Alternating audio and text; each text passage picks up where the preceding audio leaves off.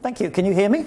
Yes. Good. Okay. Well, I'm truly delighted to be here for all kinds of reasons. I was very excited to receive an invitation. I've never been to any part of Africa before. I've had a wonderful time in various parts of Africa before arriving here. Perhaps even too wonderful to focus intellectually, but I'll do my best.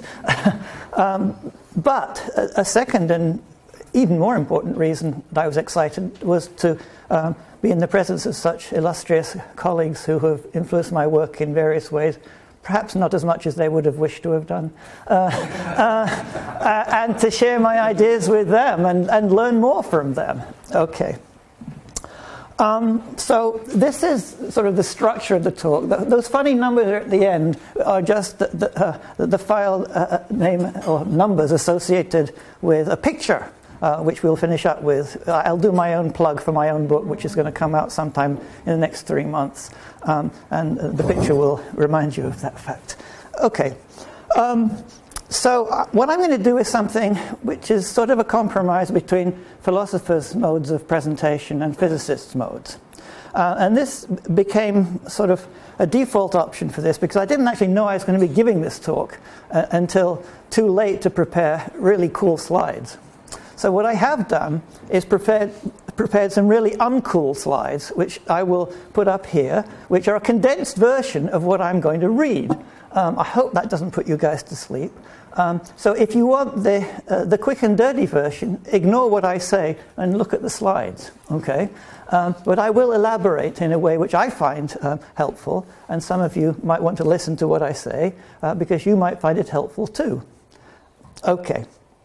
So what I want to start off talking about in my introduction is objectivity and its role in science in general. And I think it's very important not to lose track of this when talking about detailed interpretations of quantum theory. Quantum physics is a branch of science, which is in turn a collective goal-directed activity of a community of inquirers. So each inquirer is an agent contributing to the collective goals of the scientific community. The overarching goal of the scientific community I take to be objective knowledge of the natural world. And such knowledge is manifested in the abilities to predict and explain and control natural phenomena. Scientific theories contribute to objective knowledge by facilitating these and other collective abilities of the scientific community.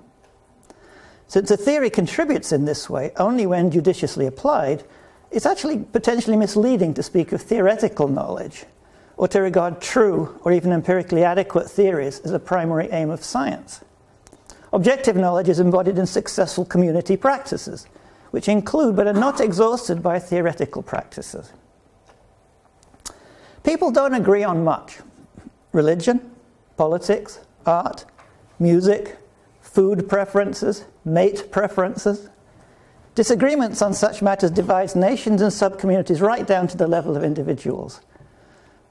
I've always thought that science is remarkable for its ability to bring people together, transcending differences of opinion between and within subcommunities. That's one of the reasons I love science. It's flourished by seeking out those things on which all conscientious inquirers can agree, on whether all the mice died, whether this generation of plants were mostly taller than the previous generation. The fMRI image showed increased blood flow to Broca's region of the brain, the litmus turned blue, the flame turned yellow, the mercury rose in the tube, the meter needle points at 3, the detector clicked, and so on. We have a word for this: data. What all conscientious inquirers can agree on because they are simply given to us in observation. Now, philosophers in the audience will rung a warning bell in their mind when I just said that. As a philosopher, I'm well aware of skeptical challenges that have been raised against the idea that observation gives us direct access to objective truth about the world, from Kuhn's and Hansen's arguments that all observation is theory-laden, to Wilfrid Sellers' critique of what he called the myth of the given. But science is successful, indeed possible, just insofar as sincere inquirers are able to reach agreement on what they've observed. Now, such agreement, of course, is always defeasible. We can change our mind in the light of further information. But the agreement suffices to make observation reports the foundation on which scientific knowledge rests. a reference has already been made to Karl Popper's famous simile that science rests on observation the way that Venice rests on piles driven into the mud. You don't hit bedrock, but you hit something which is secure enough to proceed. So what I'm claiming is that what makes science possible is that an open community of sincere inquirers can acquire objective but fallible knowledge based on the objective observational data that provide the epistemic foundation of their collective enterprise. I think it's important to begin by staking this claim to scientific objectivity, because reflection on quantum physics has prompted views that dispute it. So I see David Mermin, for example, as explicitly rejecting it in his contrary claim. This is a quote from his recent contribution to a collection on Bell's work. Science is a collaborative effort to find, through our individual actions on the world and our verbal communications with each other, a model for what's common to all of our privately constructed external worlds. Conversations, conferences, research papers, and books are an essential part of the scientific process. I also rejection of the claim up here, the claim to objective scientific knowledge, as implicit in cubism, in Ravelli's relational quantum mechanics, RQM, and perhaps other varieties of participatory realism. So my mission in general, and today in particular, is to co-opt the undoubted insights of cubism, relational quantum mechanics, within what I call a pragmatist view of quantum physics, as a major contribution to objective scientific knowledge that rests on a communal foundation of observed fact. That's what I'm after. Now, in the light of the previous two talks, you might say, there's no hope. There isn't a communal foundation of observed fact. I'll come to that later. I think there is, despite the no-go theorems we've just heard about. Okay, so there are these insights we get from cubism and relational quantum mechanics. And the first one has to do with what people call non-locality. I've always thought that that was a terrible name because it's multiply ambiguous, and it seems to suggest that the only way of understanding violation of Bell inequalities is to appeal to some kind of causal influence, or sort of quasi-causal influence at space-like separation in many cases. So I prefer to call the phenomena in question here, the correlations or patterns of correlations, non-localized rather than non-local, because that name carries no such implication. Now, of course, Bell himself argued that some such correlations cannot be explained without action at a distance. Basically, go back to Tim Maudlin's quote that Chris gave us earlier. But of course, his argument relied on assumptions, as every argument does, and those assumptions have been rejected by cubists, by Ravelli's RQM, and by my pragmatist approach, among others.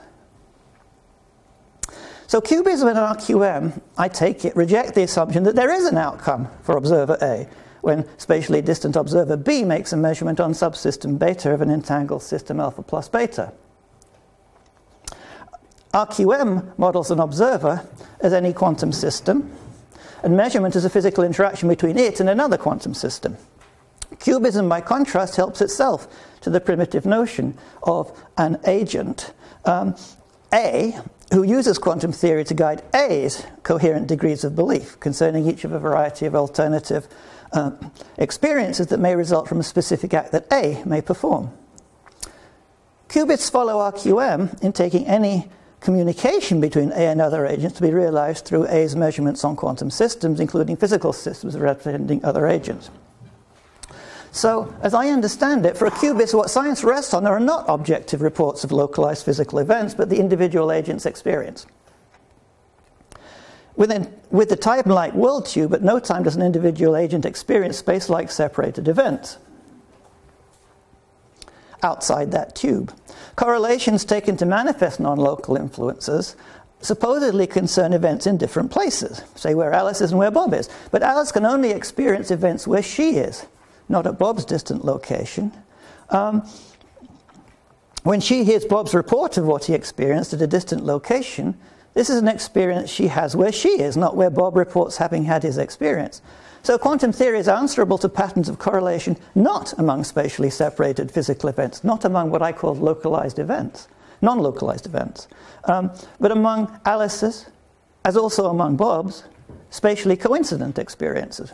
So cubists argue that Alice, Bob, and any other agent can use quantum theory successfully to account for her or his experiences with no appeal to any physical states, hidden or otherwise, or non-local physical influences.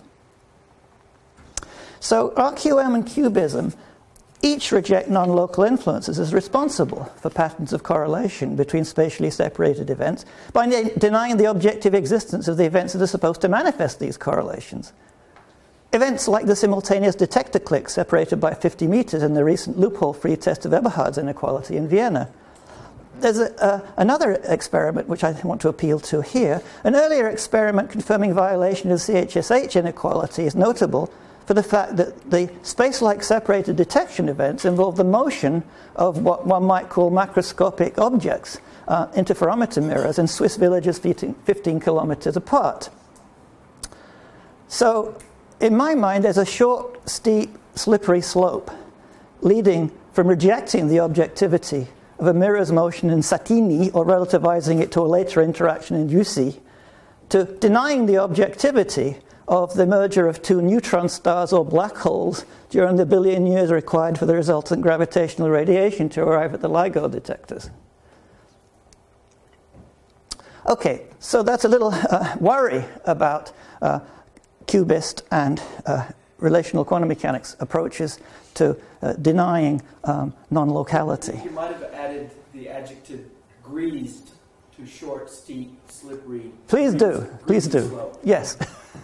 Well, slippery is greasy. Okay. But now for the good news. Okay. This is where I learn from you guys.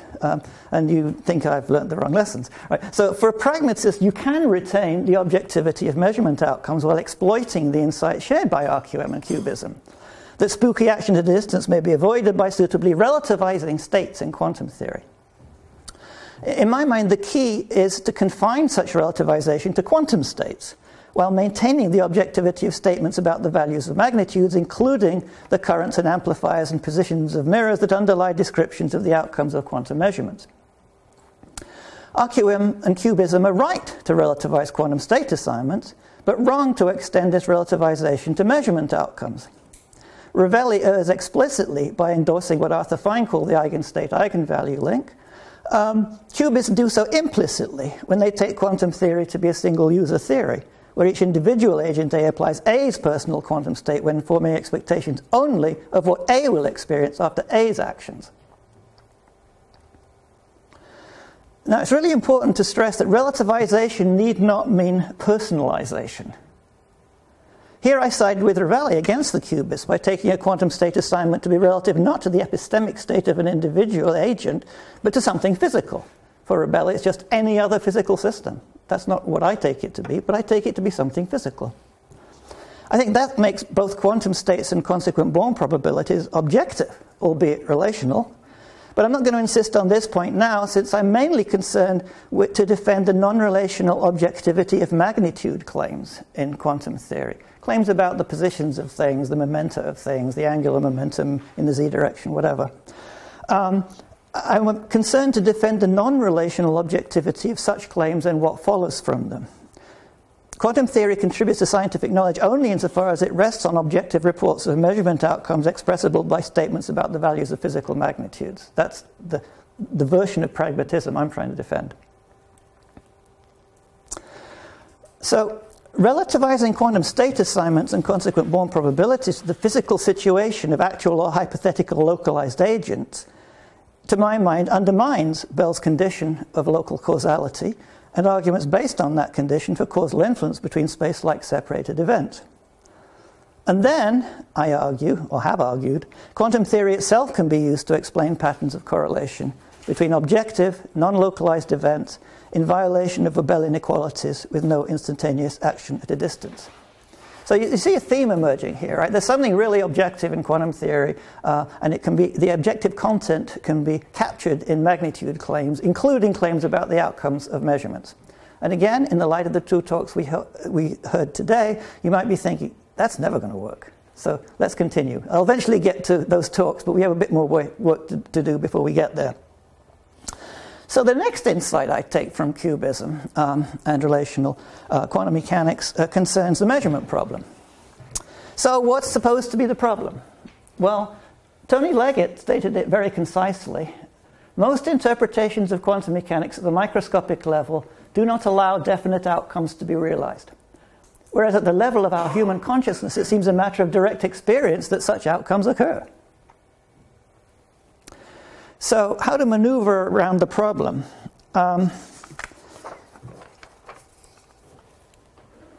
RQM takes a quantum state assignment to represent relative physical reality via the eigenstate-eigenvalue link. So Ravelli is endorsing the eigenvalue-eigenstate link, but only for relative reality, not for absolute reality. Cubism, on the other hand, rejects the physical reality of quantum states.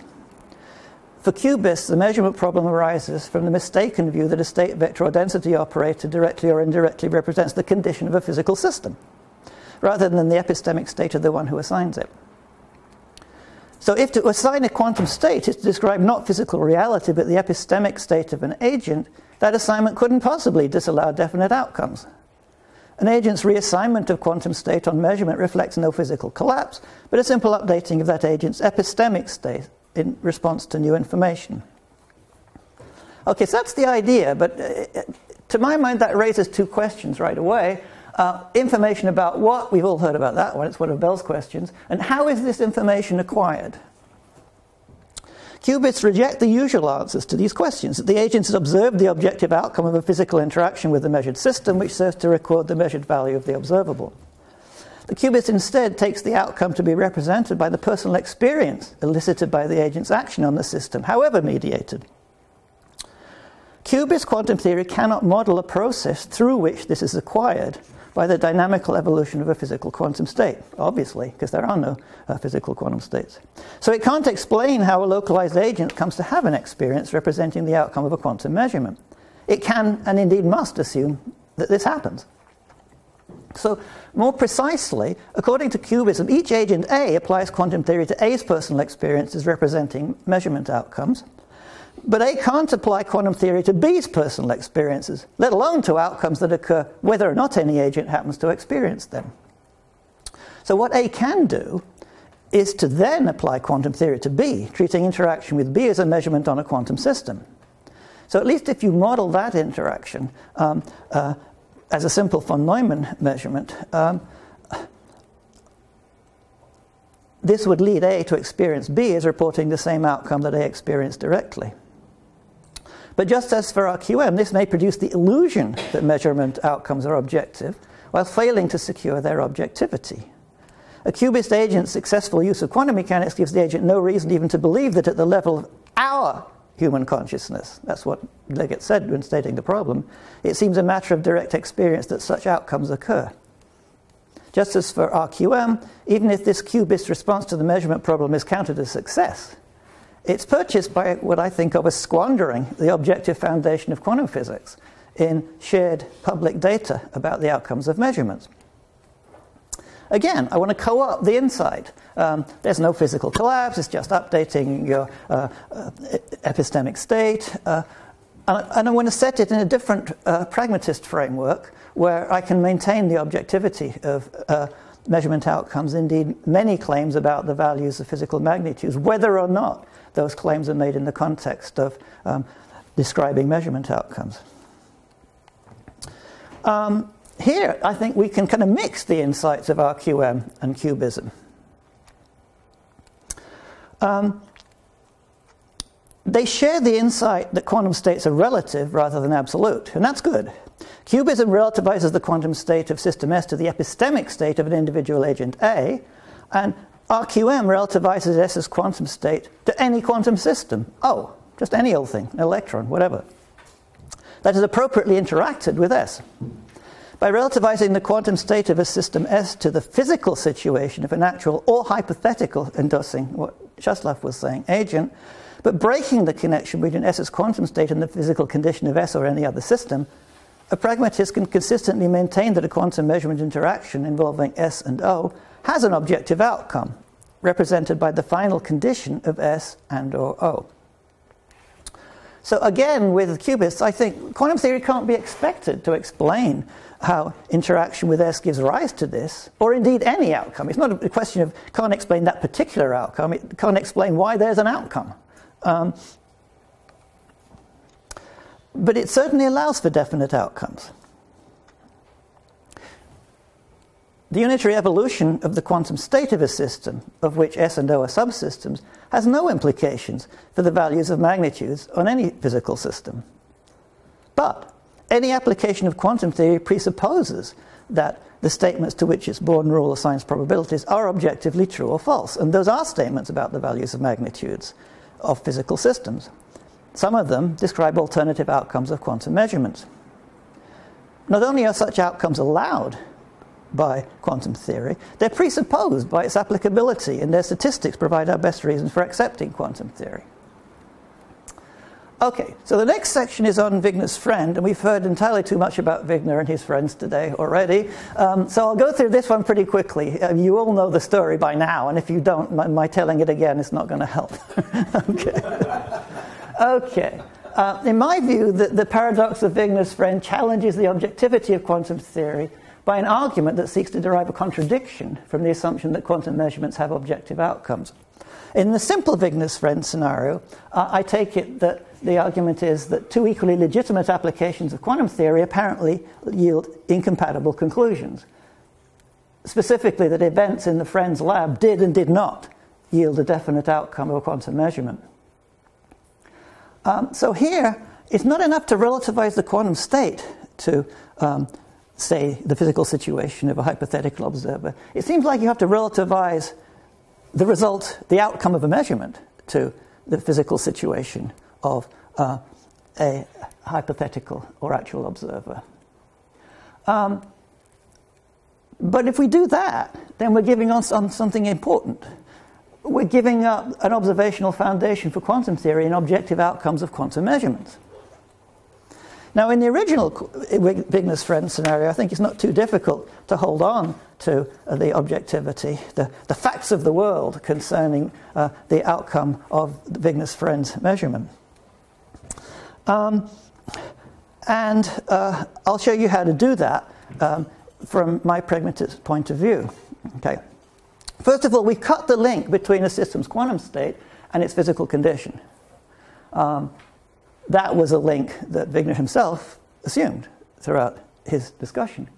When we've done that, a pragmatist has resources to maintain that quantum measurements do have objective outcomes in the original Wigner's friend scenario. So there are two key resources we need to appeal to here, I think. And the first is quantum theory of decoherence. And the second is a view of meaning developed by philosophers called pragmatist inferentialism. I'll tell you about that, which you're probably not familiar with a couple of exceptions, in a while. So the idea is if you put these two resources together, they provide a user of quantum theory with a guide to the significance and the credibility of magnitude claims, and therefore when it makes sense to apply the Born rule to them. Okay. So first, the decoherence part. If quantum states were physically real, then delocalization into their environment of phase relations between the quantum states of subsystems would describe their physical interaction with their environment. I think most people tend to think of models of decoherence as models of the physical interaction. But once you've given up on the idea that the quantum state is a beable or element of physical reality, you can't think of models of decoherence in that way anymore. You have to have a different take on what they can be used to do. Okay, since having given up the representational character of the quantum state, such models of quantum decoherence, in my view, function prescriptively, not descriptively. They don't tell you what's going on in the interaction. They help you to decide what it's reasonable to say and perhaps also to believe about what's going on in those interactions. They prescribe good states, good cognitive states amongst agents who have accepted quantum theory. So specifically, the rapid, robust, and practically irreversible quantum state decoherence manifested by these models licenses an agent to assign a well-defined significance to statements about the values of a magnitude in the preferred decoherence basis, and very, very close to it, and to assume that magnitude has one of a set of mutually exclusive and jointly exhaustive values. And again, from the point of view of my kind of pragmatist, that assumption is justified because the usual content-conferring inferences involving those statements are reliable in these circumstances. So I've snuck in a little bit of pragmatist inferentialism there, and I'll expound on that further in a moment.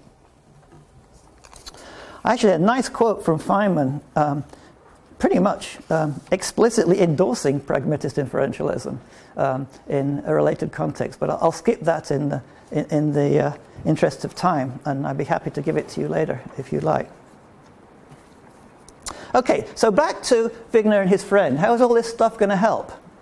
Well, here's Wigner outside and the friend inside. They can both apply the same model of decoherence inside the friend's lab.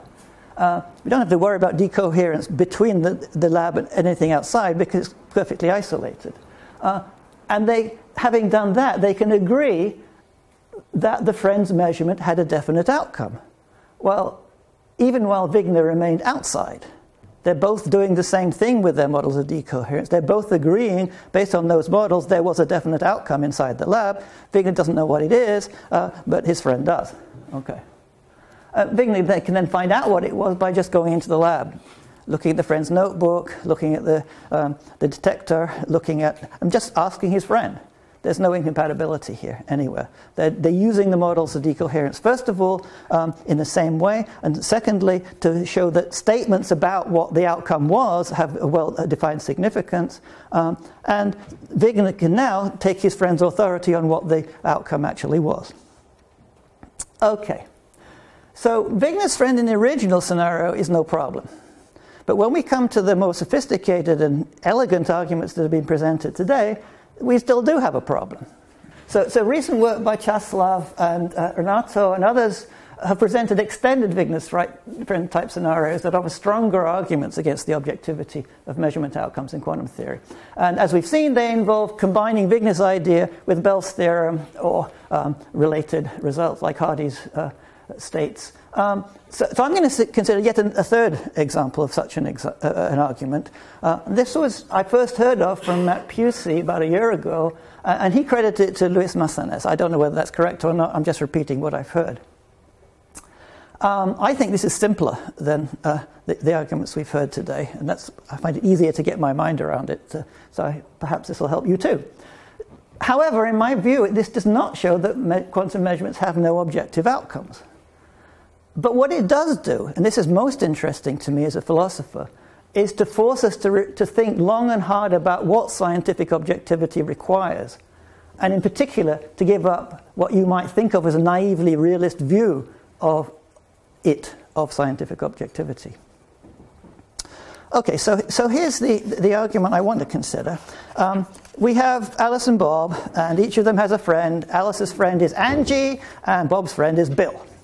And so Alice and Bob decide to conduct measurements of various polarization magnitudes, each on one of a pair of photons assigned this Bell state, the entangled Bell state.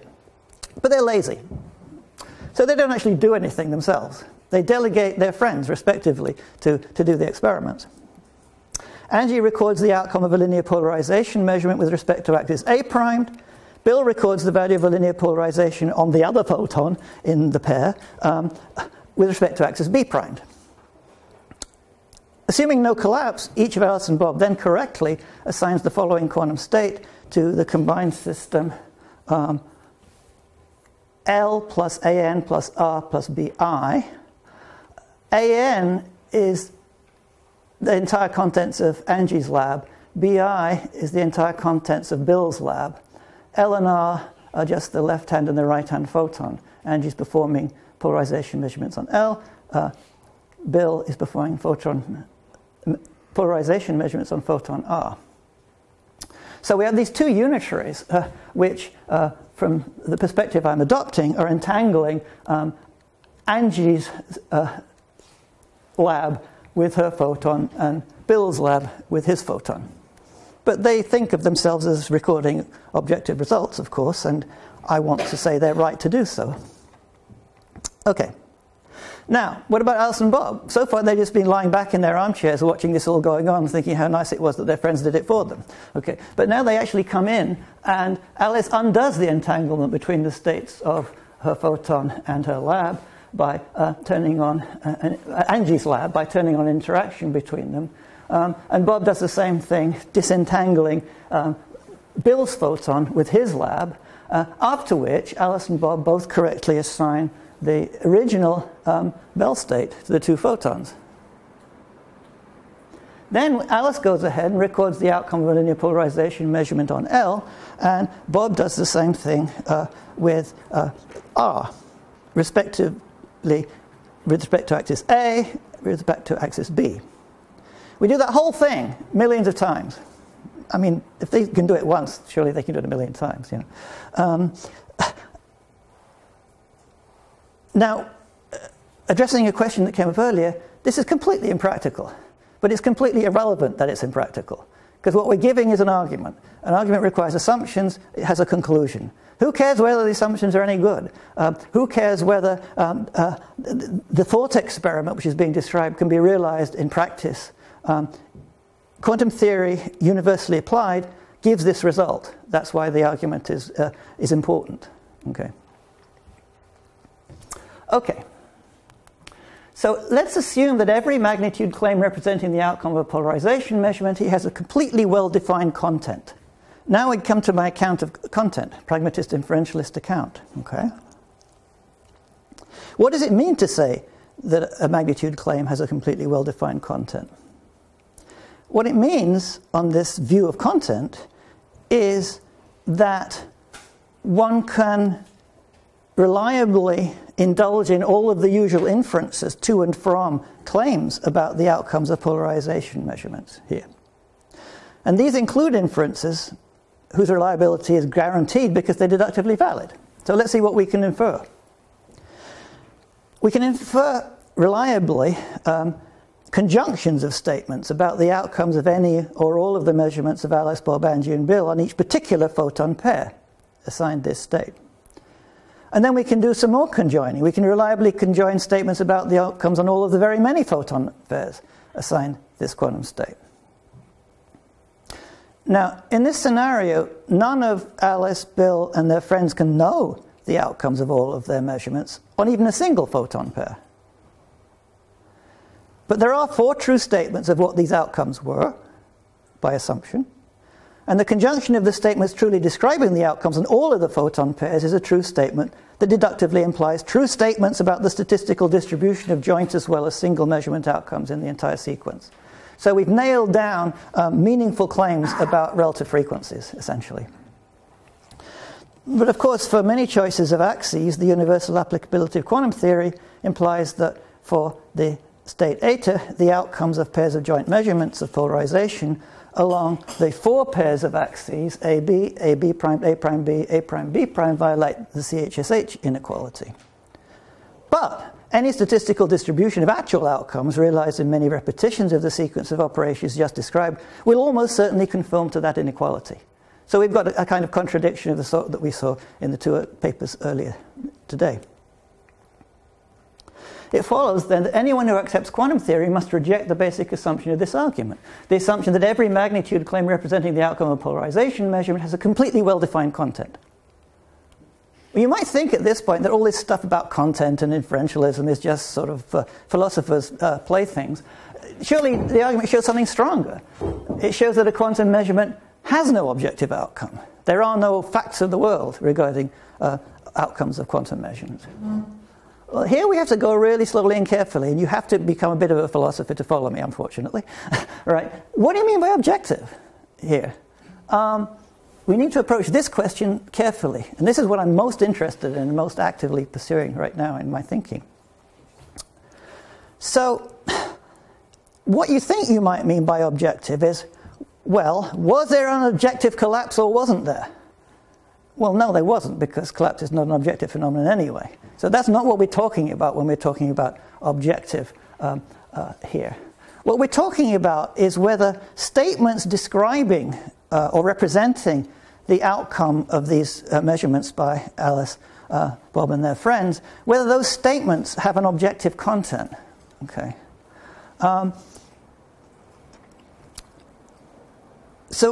Just to repeat, what's at issue in no-collapse views is the objectivity of descriptions of or beliefs about the outcomes of a quantum measurement. So now we can turn to Thomas Nagel, who is already being channeled in the title of a talk yet to come. He wrote an influential book called The View from Nowhere. And in that book he saw science as providing us with more and more objective views of the world that progressively eliminate anthropocentric or other perspectival elements.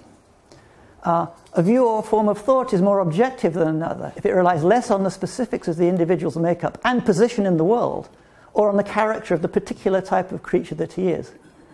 So consider these descriptions of a banana. It's ripe, it's yellow, weighs 200 grams, is 6 inches long. That sequence offers progressively more objective descriptions of it. But none of them describes it in terms of its intrinsic properties and without regard to the perspective of physically situated agents with specific cognitive and sensory faculties and tastes.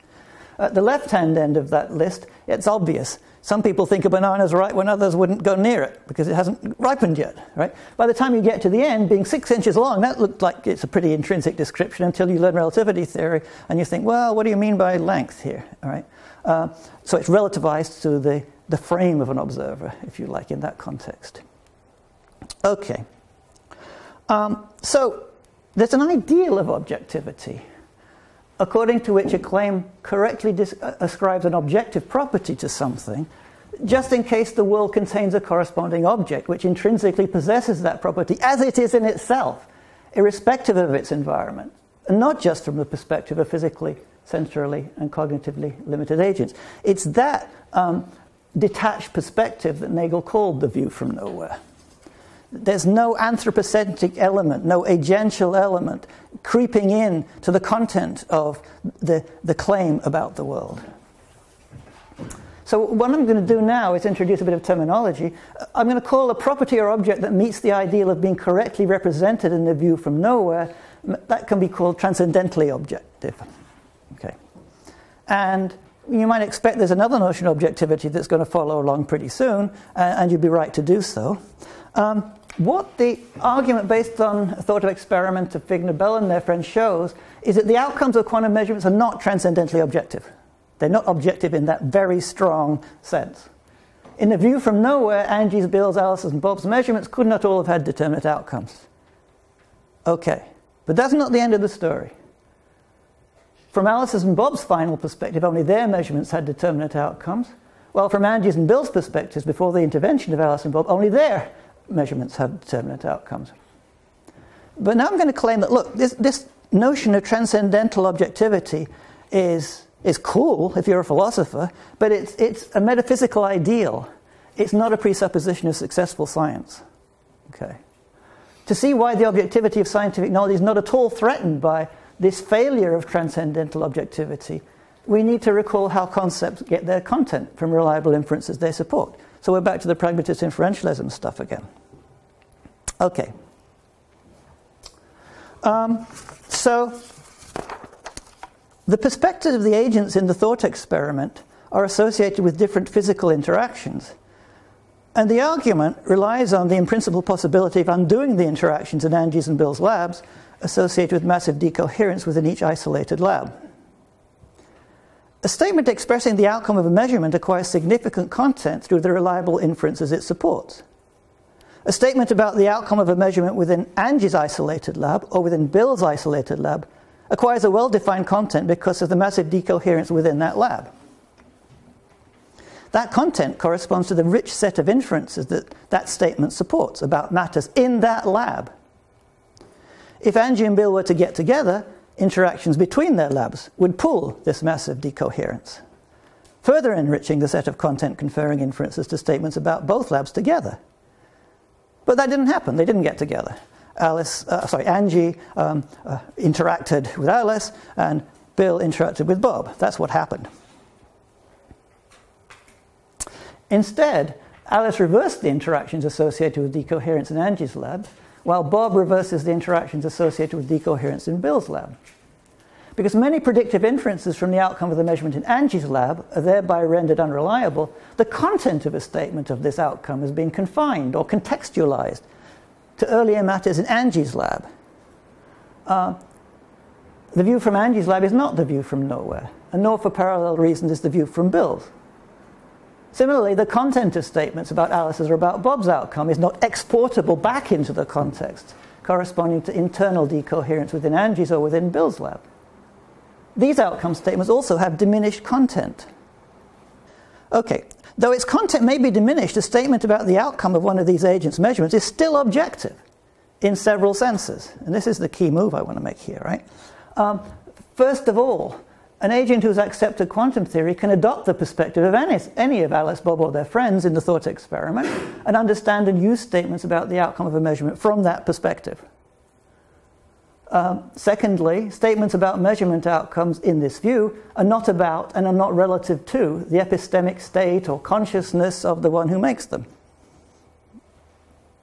Most importantly, here we get to the practical issue, there are no completely isolated labs. And even if there were, there's no conceivable practical way of reversing the interactions associated with decoherence in such a lab. In all practically realizable situations, scientists and all other agents, we don't have to confine ourselves to scientists or humans even, anything that counts as an agent. In all practically realizable situations, scientists and all other agents now and always will share a single perspective in the relevant sense. We're all in this together, guys. So I'm going to call any statement that's objective in all those three senses empirically objective. So now we have two notions of objectivity to play with. We have transcendental objectivity, we have an empirical objectivity. Okay, now I focused so far on the objectivity of measurement outcomes, but there's a lot going on in the world that is not a measurement outcome. Almost done. What I've said applies much more widely. Most, if not all, statements about the physical world may be recast as statements about the values of magnitudes. Okay. For anyone who accepts quantum theory, all such statements are just as objective as science needs them to be, even though no statement about the value of a magnitude is transcendentally objective. So for all these statements, the conceptual distinction between transcendental and empirical objectivity has no conceivable practical scientific significance, although it's of great philosophical interest, I think. Okay. So let's get even more general. Science has proceeded successfully while deploying descriptions whose failure to be transcendentally objective became clear in the light of subsequent scientific advances. I'm going to quote from my fellow contemporary pragmatist Hugh Price. A long scientific tradition, he says, exists in which science deflates the metaphysical pretensions of its practitioners by revealing new ways in which they are less godlike than they thought. Some of the greatest triumphs of science have been new ways of showing how insignificant we are from the world's point of view, how idiosyncratic the standpoint from which we attempt to make sense of it. We humans may find these lessons unsettling, but science seems to have thrived on this diet of self-imposed humility. So I take quantum theory to have, revealed yet another respect in which we're less godlike than we thought. But it hasn't threatened scientific objectivity, because scientific objectivity only requires empirical objectivity. It doesn't require transcendental objectivity. So it might be unsettling for us to acknowledge the statement about the position of apparatus pointer, the position of the apparatus in the lab, or even the location of the lab itself is merely empirically objective. So that there are physically possible, though practically unrealizable, circumstances in which differently situated, wholly competent and sincere observers would correctly assign it opposite truth values, as occurred in Renato's example earlier. But acceptance of quantum theory requires this acknowledgement, I think. Restoring conceptual equilibrium after the quantum revolution can surely be no harder for us than it was for people faced by the Copernican revolution. Thank you.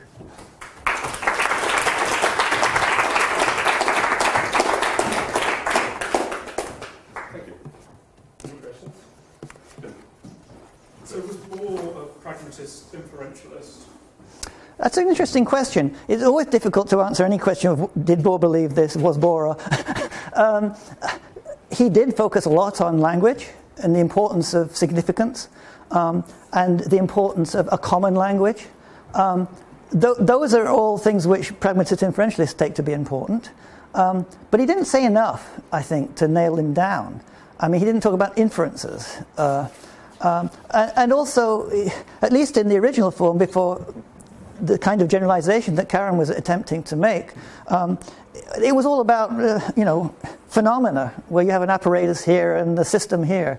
And I don't find that a useful way of thinking as a pragmatist inferentialist. So it's sort of a mixed answer. There are hints, but that's all you get.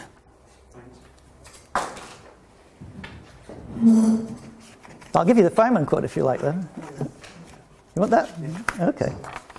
Okay, we're back to... Yeah, I just wanted to follow up on that and just note that, although I can't give the whole argument here, I give an argument in Chapter 7 of my book, actually, that Bohr makes an argument that's very consistent with what you're saying. Not putting it in pragmatist terms, but the same kind of thing that if you look inside of a phenomenon where the cut is made, then you get a definite value even though it hasn't, there hasn't been any dissolution of the entanglement. Right. Thank you. Oh, Feynman quote. Okay. You've probably all heard it before, but you might not have thought of it in this context. This is one of the things I learned from Chris. He liked quoting people, and I think I stole one of your quotes because it just served my purposes beautifully. It's not a quote from you. It's a quote from Feynman. Okay. But I think I learned of it because I think you quoted him somewhere. Oh, I'm sure I did. This specific quote, I mean, not just any old quote. All right. Oh, here it goes. If one has a piece of apparatus which is capable of determining whether the electrons go through hole 1 or hole 2, then one can say it goes through either hole 1 or hole 2. Otherwise, one might not say that an electron goes through either hole 1 or hole 2. That seems like a pretty definite statement, but then he immediately afterwards backs up. If one does say that and starts to make any deductions from the statement, he will make errors in the analysis.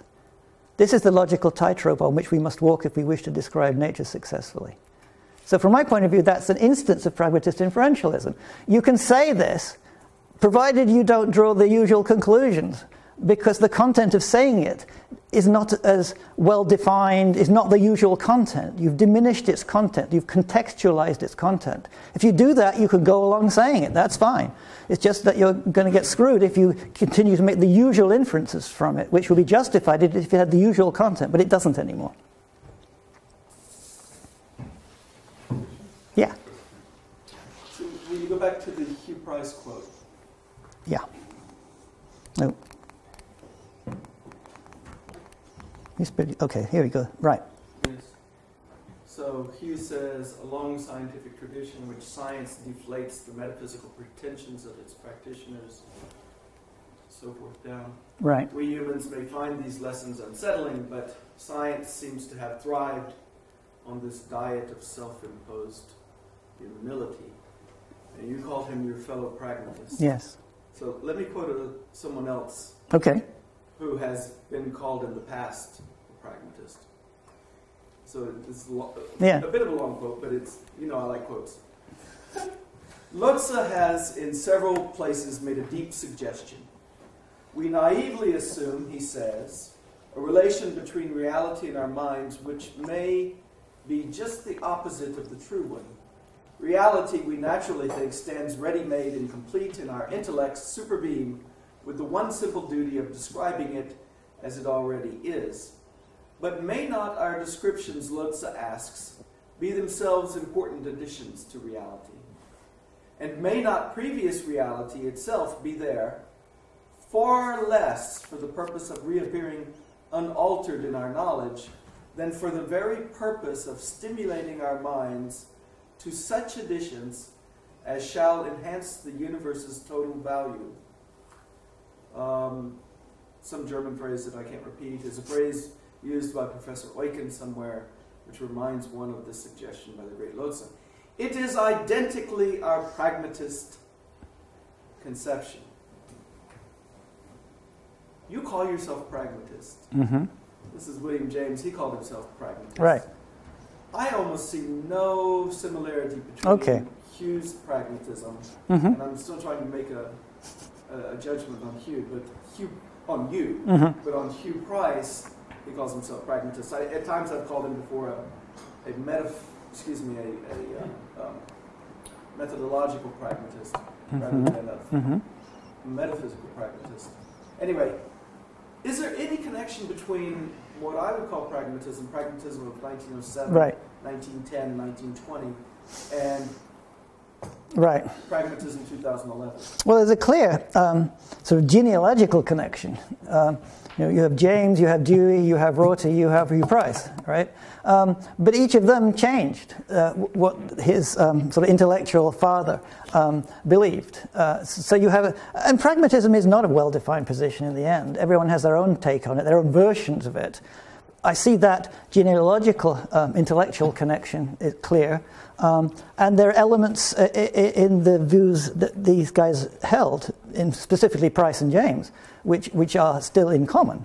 But there's been a pretty big transformation. I would say this quote is effectively very opposite of this quote. Right. Because what we've learned is a diet of self-imposed humility, whereas here James says our pragmatist conception is that actually we do add something important to it. Right. Well, in one sense, obviously that's true. We add a new conceptual scheme, and we find a new way of describing the universe. That's a pretty neutral claim that many people can accept, whether or not they want to call themselves pragmatists. But it's certainly something that pragmatists want to stress, I think. Let's see, what else do I want to say? Yeah, I mean, there are elements of James's thought which are diametrically opposed to elements of Price's thought. For example, Price just loves what James called the block universe. And James did not, and you hate it. I mean, right? He made it up as a term of derision. But not for you, right? I mean... No, I mean, James made up the term, block universe, as a term of derision. Right. Hugh bases his view of the world on it. Exactly. So they're diametrically opposed in that respect. James said a lot of things about truth, which is sort of hard to cut down into a coherent view of truth. Although people have defended the possibility of doing that, like Hilary Putnam in his discussion of James's view of truth. But Hugh Price's view of truth is in one sense pragmatist, but not in James's way. I mean, Hugh basically has a minimalist view of truth. There's just nothing to the notion of correspondence beyond the sorts of things that Tarski said, right? But then he goes on to make the pragmatist move. To understand truth, don't ask what the property represents or the relation is or anything like that. Just ask for the function of the concept. So he's making a pragmatist move, but it's definitely not the move that James made. Okay, and for Price, the function of the concept of truth is to stimulate disagreement, and thereby, by resolution of disagreement, to bring people together. Which is kind of a nice picture, I think, especially in the context of science. But it's very different from James, right? But in general, the game of saying, oh, you're not a pragmatist because you don't believe what X said, and X was a pragmatist because it says so in my dictionary or encyclopedia, that's not a good game to play. There are elements of thought that one can trace to the historical pragmatists, and that's all I need. I use the term pragmatist inferentialism because that's Brandam's phrase. And I think that whatever anybody else thinks, Brandam has got hold of a really interesting idea about conceptual content there. And I'm proud to use that label. If you look at my book, you'll see that I'm a pragmatist in various other senses as well. I'm a pragmatist about probability, about causation, about agency. Explanation, I meant. So I think that the aspects of the view I'm presenting, which deservedly get called pragmatist, but labels, who cares? So, if I understand this notion of objectivity correctly, it's kind of always constrained in principle to certain, let's say, domains. Yes. For example, for Wigner's friend, within the box, everything that he says can be regarded as objective, as long as we stay there. Yes. Now, I think what happens and in the thought experiment that I'm proposing, maybe to some extent also in the one of Czaslaw, although I'm not completely sure there, is that somehow we have different domains, in my case 4, which however overlap each other. And so, this is why we have this chain of arguments at the end. Right. And someone reasons perfectly in his domain, and then about someone else, and so on. Right. So, do you think there should be a rule how one can deal with such things? If the domains overlap, one would hope that one can still use that overlap to say more than just, okay, you have to either be constrained to that domain or that. Yes. I think there's there is a rule that you can apply. I mean, in the case I considered, in my version, the Pusey-Massanes version, when Bill and Angie were in their isolated labs, they could meaningfully and truly claim that there was a result, okay, from the perspective of that lab. If they had gotten together, and then they could each endorse the objectivity of the claim of the other, that there was a result in that lab. So the domains are not sealed tight, but their getting together would physically preclude Angie getting together with Alice after, in the way it happened here, namely Alice sort of undid the decoherence and then got together with Angie. That would form a distinct domain of significance from the potential domain of significance that could have been enlarged from just Angie's lab and Bill's lab to their joint lab. Okay, so there are exclusion relations as well. But you're right. I mean, we can have a rule saying, well, if you've got the right kind of decoherence in here and in here, we can perhaps join them together and take that to be a collective decoherence within a larger framework, such that significance within that framework is still pretty tight, and truth is a darn well-defined notion.